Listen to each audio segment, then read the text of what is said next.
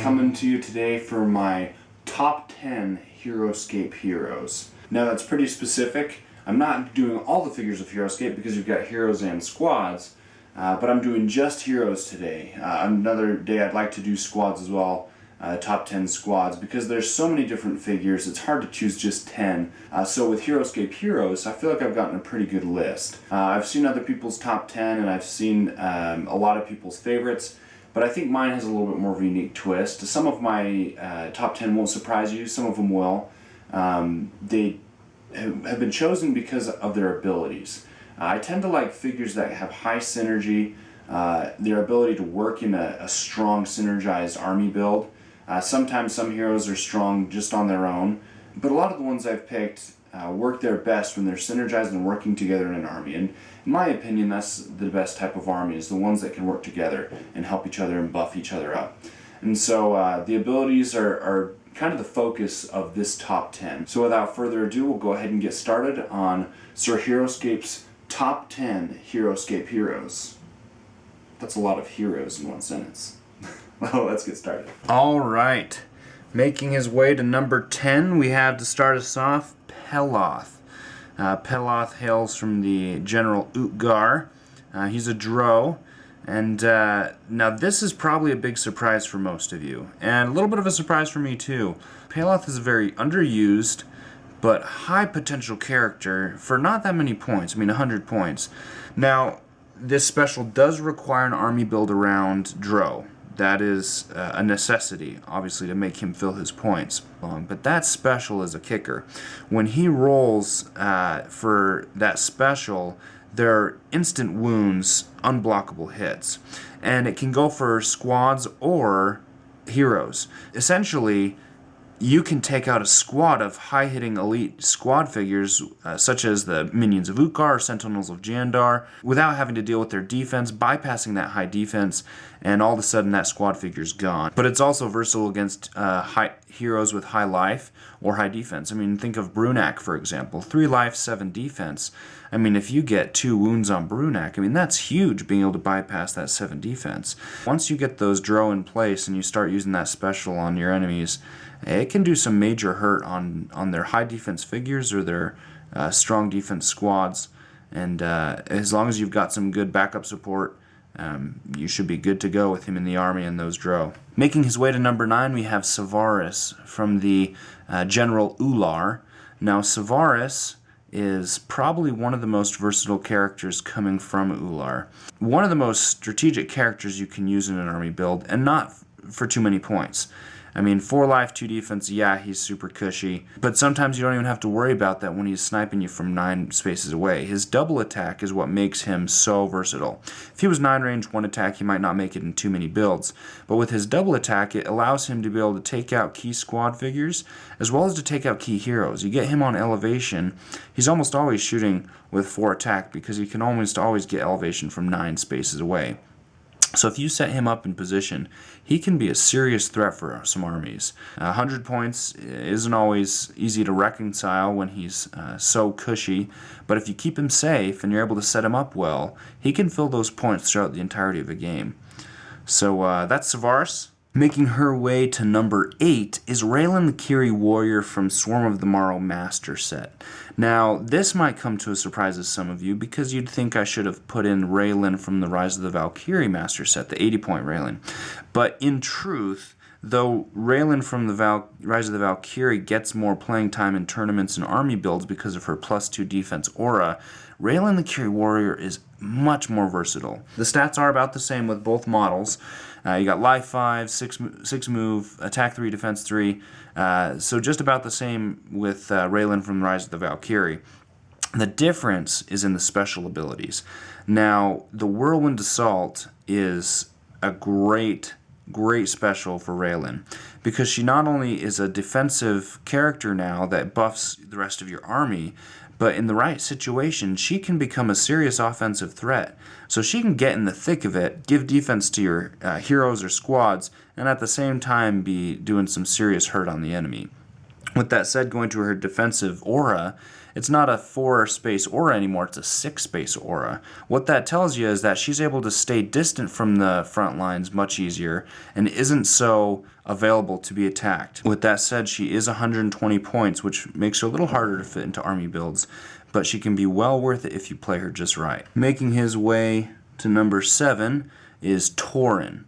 I mean, look at that guy. Doesn't that guy just look mean? The Cyclops eye. His ability to create a screen is huge. Now, this guy's 120 points, so really not that expensive, but his stats are solid. He's got 5 life, 5 move, 4 attack, 4 defense, but he's perfect for taking out key heroes or squad figures because he gets +2 attack on medium and small figures. Now, his evil eye protection is what I think earned him his spot in number 7. Reason being, a lot of armies will consist of your melee units, wave 1, kind of setting up the screen. Then you've got your range units to back them up, kind of firing down and creating some space for your screen to keep moving. Now, with Tauren, he adds a whole new element to creating a screen. His ability to give a counter strike against normal ranged attacks that attack him or any units adjacent to him is a huge opportunity to do some hurt on your enemies. And so for Tauren, that's why he made it to number 7. Valgard just made his way to number 6. Now Valgard is one of those units that definitely does not get a lot of playing time, and rightly so. He's hard to fit into builds. He has a limited synergy, but he is probably one of my favorite figures. His attack 2 isn't always a good thing. Defense 4 is pretty strong, but it really comes in his special abilities. His ability as a warlord in Einar allows him to be able to bond with the Sacred Band, which makes him much more versatile. He causes a lot of issues for the enemy. And the reason being is there's only really one way to play Valgard effectively, and that is to disengage. Disengaging can actually be one of the most strategic things you pull off in a competitive game or a tournament army when you need it, because that's really the only way to play Valgard. With his 7 life, he has a high survivability. He's able to defend pretty well with 4 defense against most attacks, and so his strongest ability is being able to disengage and get his heavy hit of 5 on figures that he was not adjacent to at the beginning of the turn. When he jumps around from figure to figure, getting those heavy hits of 5 and disengaging, man, he can do some serious work. If you don't believe me, go ahead and check out the game that I played against my friend Tyrell on the map, Scraps Map Breeze, and Valgard filled his points running around and disengaging and getting heavy hits on key figures. And so that's how he made it to number 6. Major Q10 making it to number 5. Now this really shouldn't come as a surprise. Major Q10 is probably one of my favorite characters because of all that he can do. Life 4, move 5, range 8, attack 4, defense 5. He is just an all-around solid character, even without his specials. That range 8 is definitely a nuisance to opponents, and when it's a normal attack of 4 from elevation, you can seriously get a heavy hit down on some heroes. His defense 5 allows him to be a little more survivable. Life 4 is a little cushy, but that's understandable considering he can take you out from a good range. Now his specials are really where Q10 shines. He can be a very strong unit to use. If you don't believe me, check out my video on Vestige against my friend Brent. Again, he was insane. His normal attack is fair, right? Attack 4, range 8, which is great. But then his special abilities allow him to change it up a little bit at any point when you've got squads or heroes coming in to hit you. And so Q10's made it to number 5 because he is just flat out beast. Now Braxis has made her way to number 4, and she's just one of those figures you don't even want to mess with. Braxis is a powerhouse. Her survivability at 8 life and 5 attack, she tends to do pretty well. Now her defense is low at 3, so she's pretty cushy if you get good hits on her. But it's her special ability that just decimates armies. Her acid breath is 3 attacks where you roll the d20, you roll an 8 or higher, and it's an insta-kill on that squad figure. If it's a hero figure, small or medium, 17 or higher destroys that hero. Now that is huge odds. That Acid Breath is a range of 4, so it can get her a little close to enemies, but when you bond with the green scales, all of a sudden she just does work. Now that is why she is high on my list, is that she is expensive at 210, but more often than not fills those points in her ability to decimate screens and really just cause issues for your enemy. Keep her safe and you are set to go. Nilfheim, number 3, and can you really blame me? I gotta put in Nilfheim in here. Number 3 Nilfheim is rightly warranted. At 185 points, he almost always fills his points and some. One of the strongest dragons out there and most versatile. He is a hero killer and a squad killer, and he's fast. Move 6, life 6, attack 6, defense 4. He is a handful. His Ice Shard special attack, range 5, attack 4, you can attack up to three figures, is great for taking out squads.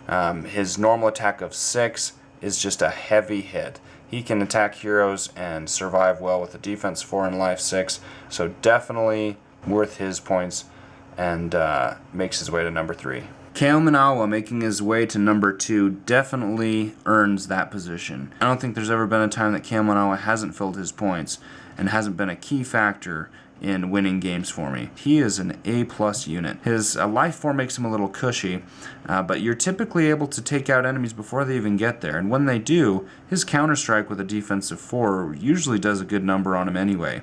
And so with his range 7, attack 4, you can get some good hits from a normal attack, but his special attack is really where he shines. Once that enemy comes within striking distance, you're getting 2 attacks of 4, and with only a cost of 120 points, he's usually filling those points pretty well. So Kaomanawa can make it into a lot of builds with a lower cost. He's great range support, a great hero to be able to add into your army. He has always come to perform. So Kaomanawa, number 2 spot. And at number 1, who could have guessed otherwise? It is Sonlin at the number 1 spot for Sir Heroscape's top 10 Heroscape heroes. I mean, can you blame me? He is my avatar. So, Sonlin, in my opinion, is my favorite and one of the best heroes out there. Now, he is a high cost at 160, which doesn't get him into a lot of army builds, but he is a handful. His life 6 gives him good survivability, move 5 is fair, range 6 is a good range, attack 4 is a good heavy normal attack, defense 3 is a little cushy, but understandably so when you add in his special abilities. His dragon healing, before moving, he can heal himself or heroes. Now, with a 15 or higher, it's not the highest odds, but that comes huge in handy if you're rolling the d20 well, because you're healing yourself or a friendly hero 1 life, which can make all the difference in a game. Then you can move, and after moving in before attacking, you can use his dragon swoop. Not only do you get to use that, but it's not in place of a normal attack. So after you use the dragon swoop, then you can use his heavy hit of 4, and from elevation 5 to get a heavy hit on a squad figure or a hero. So you're doing 3 separate actions in each turn with Sonlin, and that is why he is so good. Is that before moving, you're healing himself or a friendly hero, then you move. After moving and before attacking, you're taking a potential for a free wound on an opponent. Then after that, then you're getting in a normal attack. And this in and of himself just causes headaches for opponents when they have to try and burn through 6 life, especially when he's healing himself. And from a range of 6, you can stay distant enough that you don't have to worry about opponents as long as you've got a good screen or other figures clogging them up. Sonlin is definitely my favorite character. Hits the number 1 spot with his versatility. So with that said, there are the top 10, folks. We've got Sonlin hitting number 1. Hope a couple of those were a surprise to you, so you might think twice before setting them aside and adding them into your army build. Hope you start using some of them more. They're great. Once you put some of them in with an army that gives them good synergy, they can really shine and fill their points. So hope you enjoyed that. Comment in the comment section. Give me some feedback on what you think on some of the heroes. Maybe some of your own top 10. Maybe some you'd like to see in the future. And we'll definitely see you next time.